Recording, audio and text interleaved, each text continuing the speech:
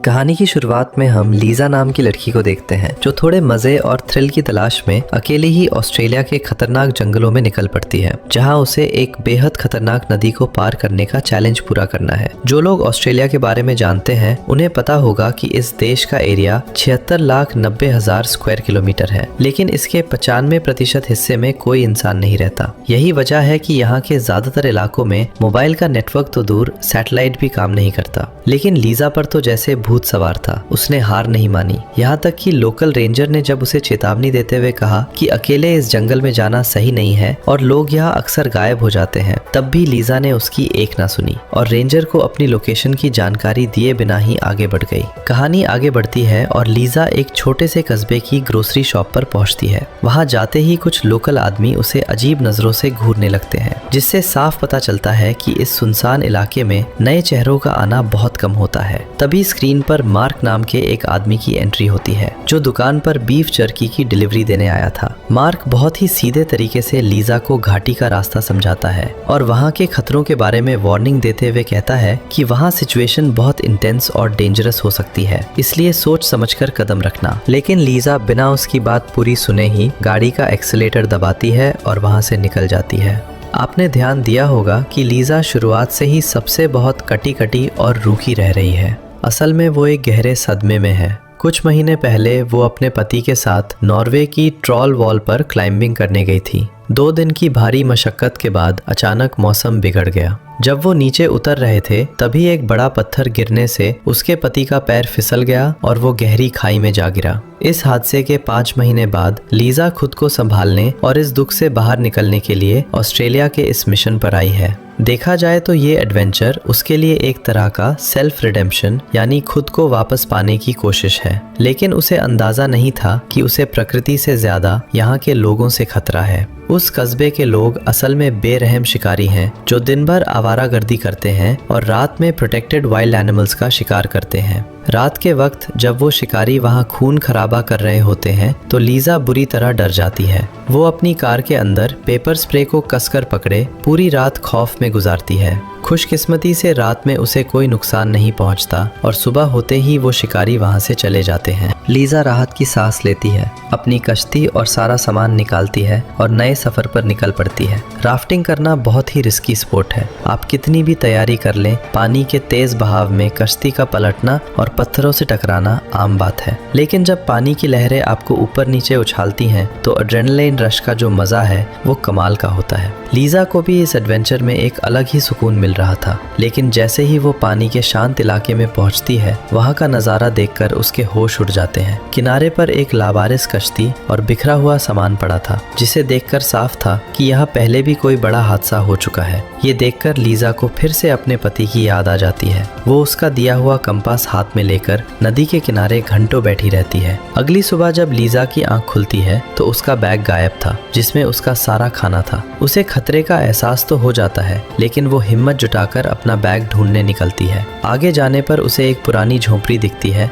जहाँ कोई और नहीं बल्कि वही दुकान वाला मार्क था। पुराना परिचय होने के कारण लीजा को थोड़ा भरोसा होता है। मार्क कहता है कि शायद कोई जंगली जानवर उसका बैग ले गया होगा। वो लीजा के साथ अपनी बीफ जर्की शेयर करता है और उसके लिए फिश रोस्ट भी बनाता है। लेकिन बातों बातों में मार्क का बिहेवियर बदलने लगता है। वो अजीबोगरीब बातें करने लगता है जिससे लीजा अनकंफर्टेबल हो जाती है। जब लीजा वहां से जाने की कोशिश करती है तो मार्क उसे जबरदस्ती रोक लेता है। तभी लीजा का ध्यान मार्क के हाथ पर जाता है जहां उसने लीजा का ही ब्रेसलेट पहन रखा था। अब मार्क का असली और खौफनाक चेहरा सामने आ चुका था। वो एक साइकोपैथ किलर था। मार्क लीजा को डराने के लिए एक साइको गेम खेलता है और उसे भागने के लिए कहता है। लीजा जान बचाकर भागती है, लेकिन हड़बड़ी में उसकी कश्ती पलट जाती है और उसका सिर एक बड़े पत्थर से टकरा जाता है। पानी के तेज बहाव के बावजूद लीजा अपनी स्ट्रॉन्ग विल पावर की वजह से किसी तरह तैरकर किनारे पर आ जाती है। वो बिना रुके अपने गीले कपड़े बदलकर फिर से भागना शुरू कर देती है। मार्क को इस जंगल के चप्पे चप्पे की खबर थी, इसलिए वो बिना किसी जल्दबाजी के लीजा का पीछा कर रहा था। लीजा कई बार मौत के मुंह से बचकर निकलती है। खैर, भागते भागते लीजा रास्ता भटक जाती है। तभी उसे नदी के दूसरी तरफ मार्क की नाव दिखाई देती है। उसे लगता है कि यही उसके बचने का इकलौता जरिया है। वो तैरकर नाव के पास पहुंचती है और जैसे ही उसकी रस्सी खोलने की कोशिश करती है वो मार्क के जाल में फंस जाती है। मार्क को इंसानों का शिकार करने में एक अलग ही मजा आता था। लीजा पलटवार करने की कोशिश करती है, लेकिन मार्क उस पर हावी हो जाता है। पूरी रात मार्क उसे टॉर्चर करता है और लीजा बेबस होकर रोने के अलावा कुछ नहीं कर पाती। अगले दिन मार्क उसे बांधकर पानी के रास्ते एक बेहद खूबसूरत लेकिन रहस्यमय गुफा के अंदर ले जाता है। गुफा के अंदर जाते ही एक अजीब सी बदबू आने लगती है। जब लीजा अंदर का नज़ारा देखती है तो उसके पैरों तले ज़मीन खिसक जाती है। वहाँ इंसानों की लाशें लटकी हुई थी। मार्क अब पूरी तरह साइको मोड में आ चुका था। वो यहाँ आने वाले हर टूरिस्ट को अपना शिकार बनाता था और उनकी लाशों को इस ठंडी गुफा में रखकर उनका मांस सुखाता था। जी हाँ, जो बीफ जर्की वो दुकान पर बेचता था वो असल में इंसानी मांस था। इतना ही नहीं, वो खुद भी कच्चा मांस खाता था और इसके लिए उसने अपने दांत तक नुकीले कर लिए थे।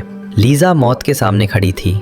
वो मार्क की माँ की तस्वीर दिखाकर उसके अंदर के इंसान को जगाने की कोशिश करती है, लेकिन मार्क हंसते हुए कहता है कि उसने सबसे पहले अपनी माँ को ही मारा था और अब वो लीजा को भी हमेशा के लिए अपने पास रख लेगा।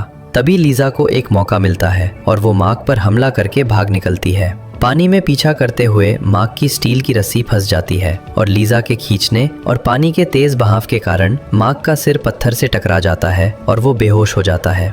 लीजा किनारे आकर एक बड़ा पत्थर उठाती है और मार्क के सिर पर दे मारती है, लेकिन ऐसे विलन्स की जान बहुत सख्त होती है।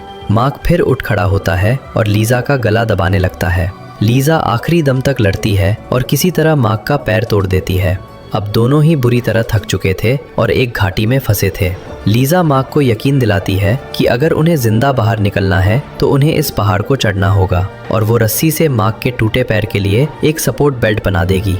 मार्क को शक तो था, लेकिन इन्फेक्शन के डर से वो मान जाता है। पहाड़ चढ़ते वक्त लीजा सही मौके की तलाश में थी और मार्क उस पर कड़ी नजर रखे हुए था। जैसे ही वो पहाड़ की चोटी के पास पहुंचते हैं, लीजा मार्क की नजरों से छिपकर खुद को रस्सी से अलग कर लेती है और उस रस्सी को एक सूखे पेड़ से बांध देती है। जब तक मार्क को समझ आता बहुत देर हो चुकी थी। लीजा रस्सी को काट देती है और मार्क सीधा गहरी खाई में जा गिरता है। उसका खेल हमेशा के लिए खत्म हो जाता है। दिनों का ये टॉर्चर आखिरकार खत्म हुआ। लीजा ने राहत की सांस ली और अपनी हिम्मत के दम पर पहाड़ की चोटी पर पहुंच गई। जब वो रेंजर स्टेशन पहुंची तब जाकर इस इलाके के मिसिंग टूरिस्ट का पूरा राज खुला। पुलिस को मार्क की सीक्रेट गुफा से 20 लाशें और कंकाल मिले। जिस मिस्ट्री को लोग खतरनाक रास्तों या जंगली जानवरों का हमला समझ रहे थे, उसके पीछे एक आदमखोर साइको किलर था। ये फिल्म हमें सिखाती है कि महिलाओं की असली ताकत किसी पुरुष जैसा बनने में नहीं, बल्कि अपनी मुश्किलों को पहचानकर अपने डेस्टिनी को खुद कंट्रोल करने में है। और हाँ,